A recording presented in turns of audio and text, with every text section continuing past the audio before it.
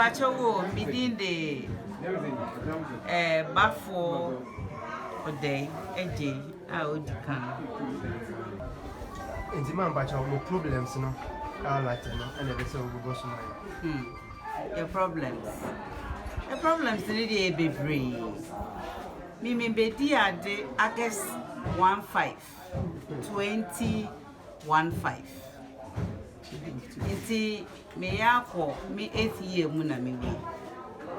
Na me buy no na yen challenges ne yen road networks. Ya kwan.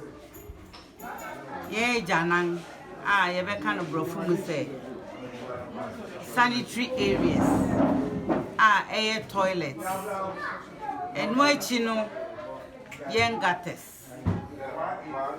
Say enye enne enemo first time ama baha. Me no maka sempen pi. And no yen hospital. Wa baby amai.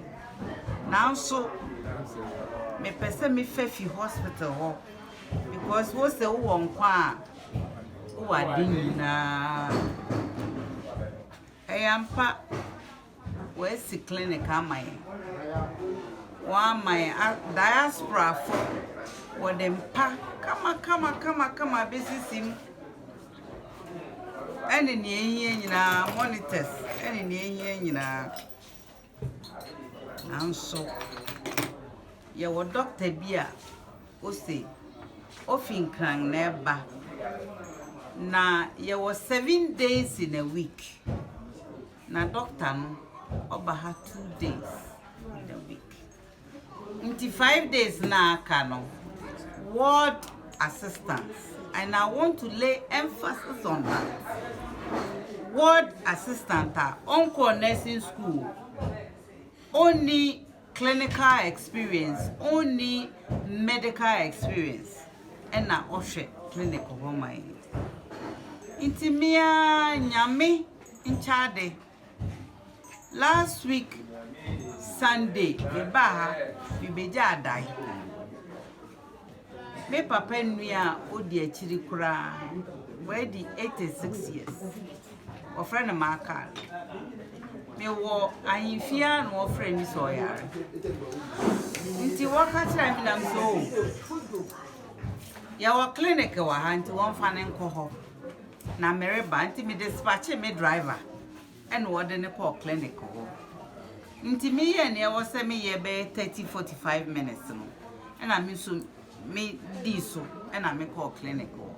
Na me ko me aunt no oda ho helplessly. On the drip na esine so. And I me be say doctor we he. O catch him say weekends a day. We need doctor wala te. Na mom nurse na wo ho. And I'm so okay. One friend nurse na mama. I'm penny ampa because I no ma me batakeri ni adinti. Ohun say me obi a me ye adwuma o krom ha. Nti obai na me bisan say onne hena oye registered nurse na o se there bi. Na oye ward assistant. Nti weekends no woman no woman share Larteh ha. Paying for Miss Remo.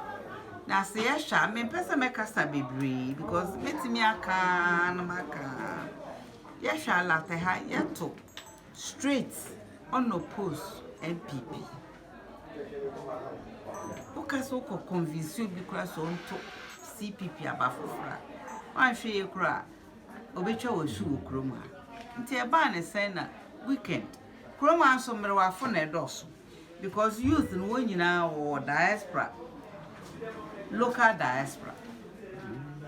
Ti me na kasa ya no ka chemsa me maame no ono de ontimi nya ho hwe because onye doctor nso orema nti ni awa ne se ware fami akọ 37 o say 37 ana say mampon nti ho na me ka chense okay o ma me ne doctor ne nkasa samo ba yi a me ne mo kasa ni ye nya doctor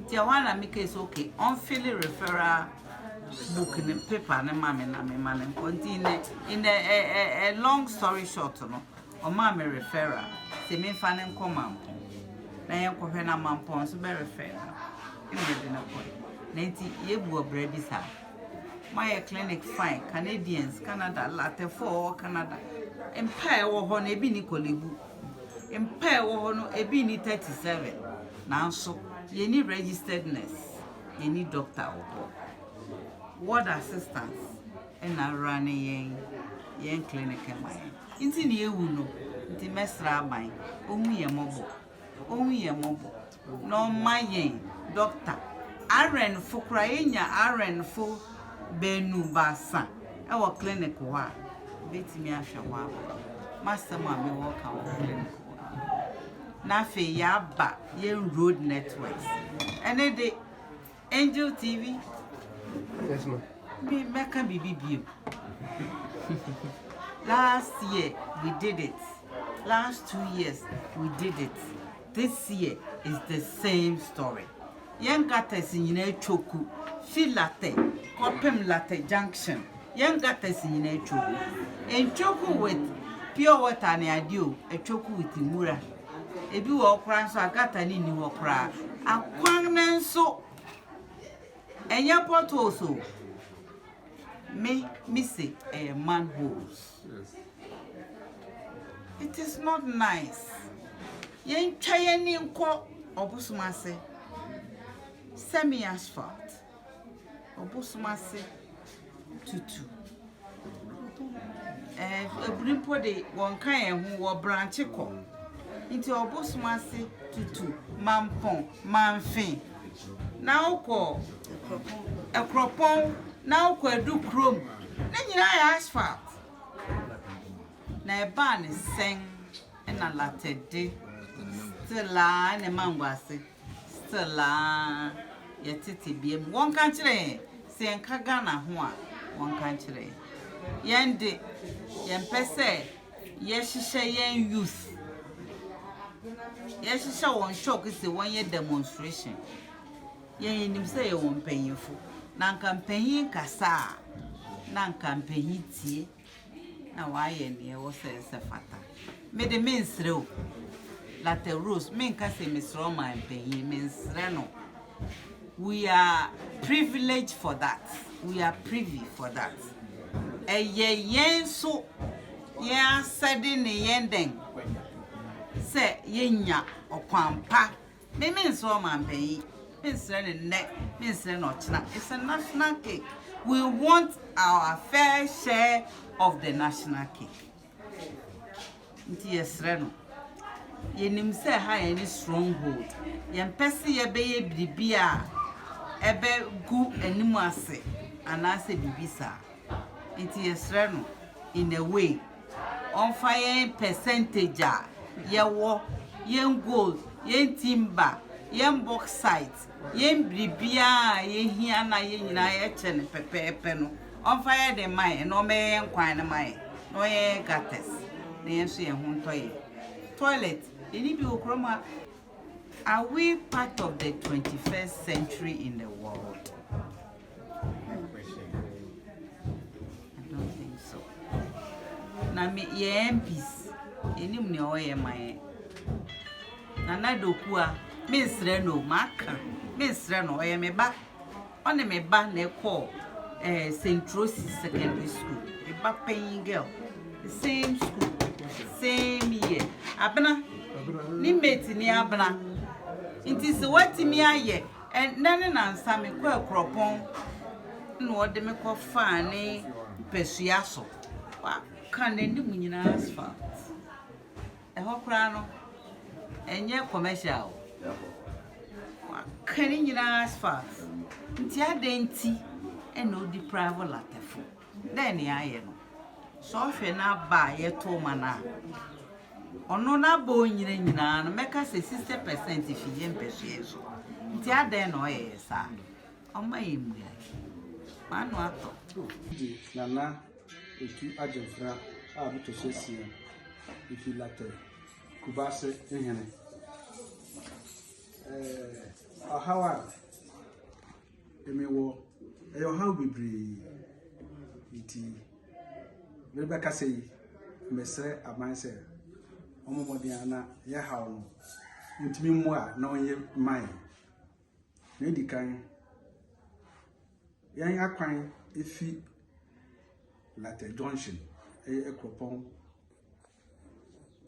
to Larteh kwan na ase kura be mfi bebre ni ya fe aban ebiri bebre se o ma hwe na o ma boaye de bia yeka omuaye nti igusuara de se omomodin ase obitimi abehwe kwan na amaye na wudu krom ho so ya ye kwan ye ba ko pe a efi Larteh ahena ase lesin ko Larteh de bia kwan si no kwan ba ko pe a ye di ba pass bia it is a bibia mu se wo ye program bia na se wo ye yi ana se bibia wo kunu ma kwan timi sizi ma yehu be bia ye fa ba pass road no ho a ase iti nka ban timi ba na se obeso ya sen a sa kwan so otimi ye boa ya neto so Larteh